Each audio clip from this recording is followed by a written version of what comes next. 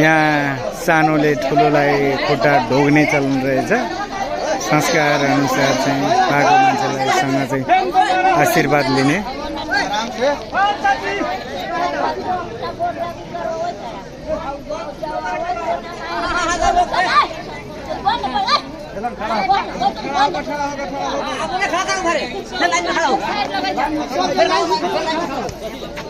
सानो मान्छेले ठुलोसँग आशीर्वाद लिइरहेको रहेछ।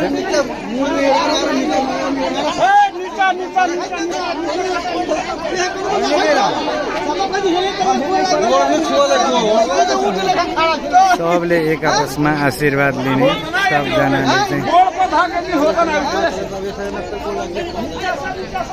राउन्ड मारिरहन रहेछ। पहिला सानोले ठुलोलाई ढोग गर्ने आशीर्वाद लिने गर्दो रहेछ। अनि त्यसपछि पालै पाला राउन्ड बाई राउन्ड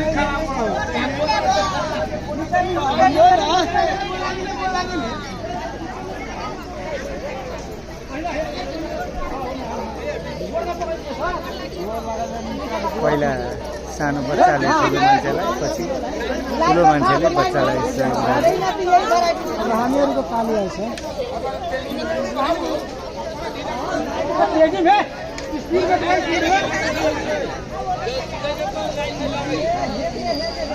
यो तराई नेपालको तराई भेगमा भएको यो चलन रहेछ। त्यही अनुसार चाहिँ उहाँहरूले चाहिँ रोटेसन गरेर एक आपसमा चाहिँ ढोग गर्ने।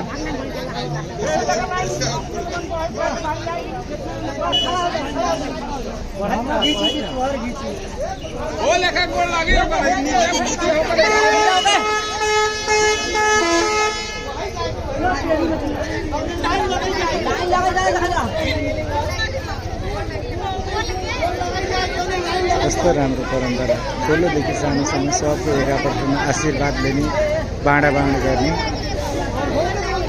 पालै पाला लास्टको सकिन्छ, लास्टको सकिएसँग पालै पाला